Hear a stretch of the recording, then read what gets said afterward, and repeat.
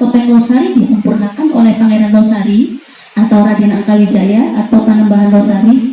Beliau adalah cucu kandung dari Kanjeng Sunan Gunung Jati atau Syekh Syarif Hidayatullah. Pada saat itu pula kemudian berubah menjadi tari topeng. Tari topeng itu banyak sekali Bapak, bukan hanya topeng Losari, tapi ada tari topeng gaya Srangit, tari topeng gaya Palimanan, tari topeng gaya Indramayu yang terkenal dengan Mimi Rasenanya, tari topeng gaya Kalianya, tari topeng gaya Kreo, tari topeng gaya Bongas, tari topeng gaya Majalengka, dan tari topeng gaya Priangan yang diciptakan oleh Pak Nugraha. Itu adalah tari topeng pengembangan dari tari-tari topeng yang basicnya dari koreografi gerakan di tari topeng Cirebon. Gitu. Jadi sebetulnya untuk bisa ngomong seperti ini harus jelas referensinya, karena ini kan direkam. Kenapa Mbak Nani kadang-kadang suka cari tahu harus benar nih? Karena kadang untuk bisa menjawab semua itu kan nggak bisa kita asal ngomong Bapak. Nanti kalau wacananya jadi beda untuk anak generasi muda, mereka akan menangkapnya beda. Itu bahaya sekali. Gitu. Kenapa tari topeng Losari beda Bapak? Tari topeng Losari itu adalah bukan tarian yang diadopsi oleh keraton. Itu misah sendiri. Karena ketika keraton mengklaim bahwa topeng Losari milik keraton, tidak ada. Topeng Losari tidak pernah merasa dibantu oleh keraton, tidak dibesarkan oleh keraton. Kami sengsara-sengsara sendiri, mencari ruang sendiri, dan satu-satunya keturunan dalam topeng Losari yang mencari ruang cuma saya, karena saya tidak pernah berpikir untung rugi. Bahkan mau jujur, pas datang ke sini tuh gini, ya Allah, saya mau datang ke tempatnya Pak Tanto, ya Allah kasih rezeki, saya cuma untuk bensin aja gitu. Saya mau berangkat dengan kawan-kawan, nggak apa-apa, ini jujur. Terus tiba-tiba ada yang mau tesis. Bude, saya mau tesis, kami dari ISPI mau tesis, DP dulu ya. Nanti wawancaranya nanti pada maghrib. Tapi kalau Mbak Nani pada maghrib kemudian masih ngobrol dengan Pak Tanto, artinya wawancaranya besok aja ya, nggak apa-apa. Dikasih rezeki sama Allah. Amin. Karena apa? Karena kita yakin bahwa segala sesuatu, karena kalau kita punya niat baik, pasti dilancarkan rezekinya. Sekarang biasanya hujan, Allah berkahi nggak hujan, karena tergantung segala sesuatu itu tergantung niat. Kalau niat kitanya berbeda, pasti Allah nggak ngijabah. Saya percaya gitu. Makanya saya bilang selama niat saya baik, ya Allah lancarkan. Saya mau berbuat baik, mumpung ini suasananya kondusif, mumpung udah pandemi itu udah agak reda gitu ya. Jadi saya mau keliling lagi nih, bantu teman-teman, bantu sedulur, bantu Pak Tanto yang hampir 2 tahun saya kangen sekali biasanya ngisi di Festival 5 Gunung rutin, sekarang enggak. Dan itu bahaya sekali ketika penari berhenti bergerak. Penari itu kalau berhenti bergerak itu energinya jadi nggak nyambung, energinya patah. Jadi kalau ibarat kayu itu dia kayak patah gitu, nggak ada sambungan. Itu nggak mau banget Mbak Nani. Makanya Mbak Nani setiap 1 minggu latihan wajib, bukan hanya melatih tapi juga ikut latihan di situ supaya energinya terus ngalir bergerak gitu. Dan pentas seperti ini kan berbeda dengan latihan. Ketika pentas itu kan kita menggunakan kostum lengkap, topeng lengkap, ritual. Nah, ritual itu sebetulnya adalah cara kita mendekatkan diri kepada Tuhan melalui media tari. Ketika kita ritual itu kan berdoanya kan khusyuk, tulus. Ya Tuhan, jauhkan saya dari sesuatu yang membahayakan saya, dekatkan saya kepadamu ya Tuhan melalui tarian saya, izinkan saya untuk merefleksikan apa yang menjadi ruang tubuh saya sebagai rumah di tubuh saya gitu. Dan singkirkan segala sesuatu yang sifatnya jumawa. Kuatkan saya, berikan energi lebih dan nafas yang sekiranya bisa membuat saya menjadi punya keajaiban bisa bergerak sampai akhir. Karena kan nggak bisa nafas. Kan ini topeng itu kan kalau dipakai begitu. Karena topengnya cekak tuh gimana ya? Topengnya itu kan jadi kalau ini kenapa sampai Mbak Nani lipstiknya sampai sana? Karena dia sampai begitu, itu Mbak Nani itu di sini. Nah, di sini. Mata Mbak Nani itu di sini. Nah, lubang ini hanya ada di sini. Jadi dia nggak bisa ada nggak fungsi untuk nafas gitu. Jadi itu doanya salah satunya itu. Gitu Bapak. Topeng Losari berbeda dengan tari topeng yang ada di wilayah barat. Kalau Mbak Nani bilang wilayah barat itu artinya kayak Serangit, kayak Gegesik, kayak Palimanan, kayak Kalianyar, Indramayu dan yang lain-lain. Karena Topeng Losari itu wilayahnya di wilayah timur sendiri, perbatasan antara Jawa Barat dan Jawa Tengah. Topeng di wilayah barat, Indramayu, Slangit, Gegesik, Palimanan, Kalianyar, Kreo, Bongas, dan Majalengka itu lebih ke filosofi, menggambarkan tentang karakter-karakter manusia yang baik. Panji menggambarkan bayi yang baru lahir, kemudian Klana menggambarkan sesuatu yang direfleksikan sebagai gambaran manusia yang parmurka. Di Topeng Losari beda, Bapak. Di Topeng Losari, topeng-topeng yang kita gunakan itu sebagai media ritual yang berhubungan dengan Tuhan, tubuh sebagai medianya, bunga sebagai pengantar dari energinya yang diwujudkan sebagai panggung. Itu Bapak. Jadi sebetulnya Mbak Nani itu menari itu ya berdoa dari awal sampai akhir. Kenapa kok merem? Karena kalau orang-orang menghafal ya, mengingat sesuatu itu kan lebih elok tuh merem daripada melihat sesuatu, dan juga nggak bisa lihat apa-apa. Minus mana ini kan 40, ini kayak gini aja nggak kelihatan, nggak bayang, nggak jelas gitu. Jadi percuma juga kalau melek. Dan satu hal bahwa menari itu harus dengan ini, bukan dengan ini, karena dengan ini kan kita sadar ada orang yang kita sukai, narinya jadi over, energinya hilang. Gila meneh. Gitu. Jadi sebetulnya dari tari kita bisa belajar banyak untuk semeleh, untuk menep tuh susah banget, untuk jadi orang menep tuh susah, nggak gampang. Mbak Nani aja kadang masih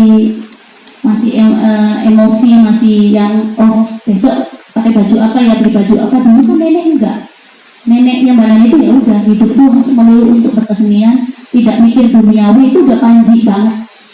Nah, di Topeng Cirebon, Indramayu dan sekitarnya itu Panji digambarkan sebagai pembuka atau sesuatu yang dijadikan sebagai pembuka, pemula. Di Topeng Losari, Panji itu dijadikan sebagai pembungkus dari semua alur cerita yang ada di Topeng Losari, Bapak.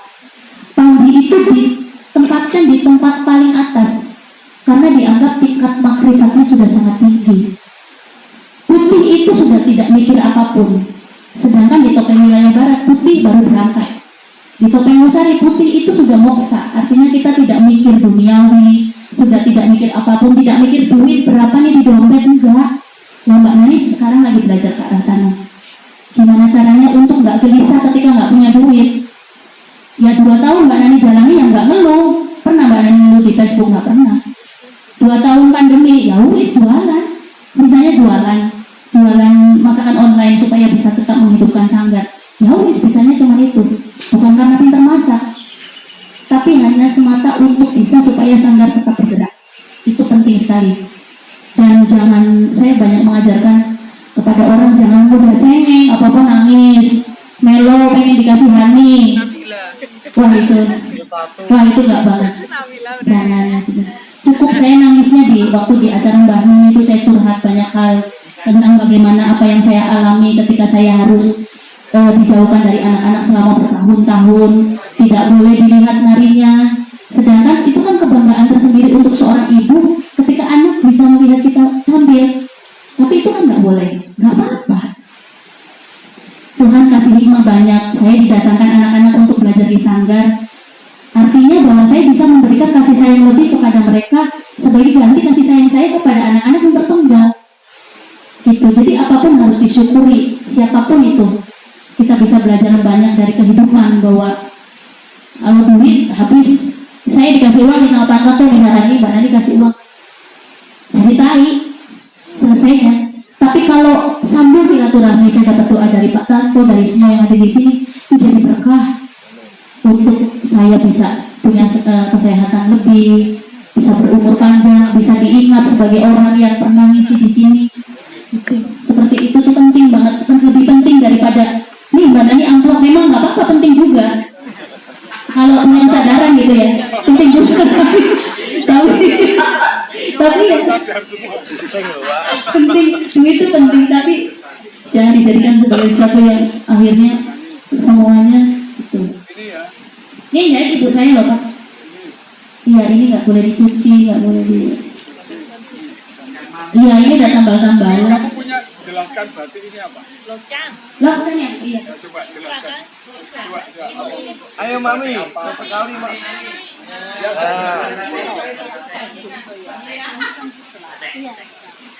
Dijelaskan mami. Ini kan namanya loceng itu adanya di pantai utara, ya. Ada dari Tuban sampai ke Cirebon. Terus ini kebanyakan orang Bali juga untuk upacara pakai itu ya. Kawannya itu pakai, terus ini kan dibelah dua. Iya, dibagi dua. Tapi ini panjang nggak boleh dipotong. Kan loceng kan nggak boleh dipotong. Katanya paman. Iya, iya, ada Boleh pegang-pegang. mau bikin baju saya. Jangan. Katanya nggak boleh. Iya, tapi Kalau motif ini apa ini? Motif namanya loceng. Ini kalau gang, pokoknya Juana. Ini burung onyx. motif berarti Iya. mempengaruhi Cina. kayaknya, tapi dia juga ada lagi sih. Itu banyak kain godok itu yang itu juga ada motif kayak gini. Tapi kebanyakan itu di pantai utara itu ada yang di Sutra. Sutra. Sentra ya. Sutra. Sama ini yang paling menarik ini mane-manenya kok kayak gaya Sumatera, kayak ini apa Palembang, ya Palembang Aceh kayak pengaruh dari India ya. Ini ceritanya apa gitu, saya juga kepengen tanya juga. Jadi kostumnya itu dari apa, kenapa jadi seperti ini? Just mami. Jadi mami, kostum di topeng losari itu sebetulnya hanya sebagai atribut. Tapi yang tidak boleh tertinggal tuh ini ya, karena ini sebagai media biasanya untuk ritual itu memang juana. Kain juana itu media untuk ritual apapun itu. Gitu. Terus kemudian zaman dulu pada saat emak menari itu masih membekas di memori saya. Asal ngambil nih kalau menari, adanya apa selendangnya dipakai udah. Beliau tidak pernah ritual stretching gitu ya, pemanasan harus kayak penari sekarang supaya pakai lemes dulu, nggak ada. Stretching kami sebagai orang tradisi adalah masak di dapur, beberes, ngobrol kayak tadi Mbak Tomo, pas mau nari ya udah nari. Stretching kita adalah berbagi energi dengan orang lain, berbuat baik, itu stretchingnya begitu. Tidak harus olah tubuh dan yang lain, enggak. Tapi energinya akan kita dapat di panggungnya. Karena kita percaya bahwa energi itu kalau tanpa tedeng aling-aling itu lebih kuat dari apapun. Ini kan nggak ada tedeng aling-aling, langsung nyambung 3 dimensi di 1, 2, 3, itu langsung nyambung lurus. Itu energinya besar banget nih daripada misalkan hari di situ. Kan ini ada pembatas, energinya patah. Gitu. Jadi nari dulu zaman dulu emak narinya pakai baju apa aja, cuman pakai kain celana karet. Kemudian kalau sobra, dari zaman dulu kami selalu percaya bahwa sobra itu harus terbuat dari rambut sendiri. Jadi ini rambut saya nih. Kenapa rambut saya panjang, manjangin rambut nanti dipotong, panjangin lagi. Untuk ini sobra harus rambut sendiri karena nggak boleh pakai rambut orang lain. Nanti energinya nggak nyambung. Ini rambut sendiri nih. Gitu. Just. Seperti itu. Terus ini udah panjang lagi nih, rambut saya udah segini. Nanti potong lagi, bikin sobra satu lagi, dipendekin lagi, nanti panjangin lagi gitu. Seperti itu. Jadi kostum sebenarnya hanya sebagai bagian dari tarian, bagian ritual dari tarian. Jadi tapi bukan berarti boleh pakai kostum apa saja, tidak. Warna kostum di topeng losari adalah menyerupai warna tanah, gelap, coklat, iya, hitam gitu. Ini baru ini karena yang kemarin itu sobek, jadi saya bikin baru. Tapi ini lama, ini nggak boleh dicuci. Ini nggak boleh dicuci. Ini menggambarkan tasbih. Jadi tari topeng dimanapun itu dijadikan sebagai salah satu media syiar Islam selain wayang kulit dan ini apa namanya gamelan ya, gitu.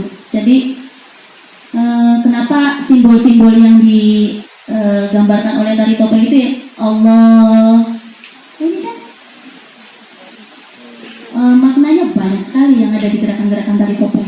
Terus kemudian apabila nanti satu saat kesini, iya ini. Kenapa gantung sikil topeng losari kok mengarah ke atas begini?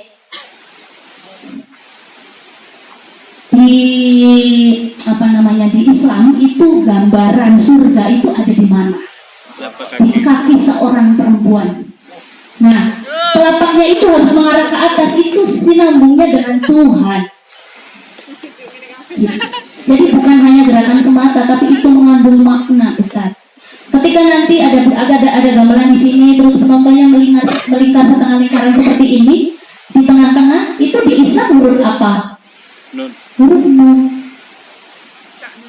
Iya. Huruf Nun.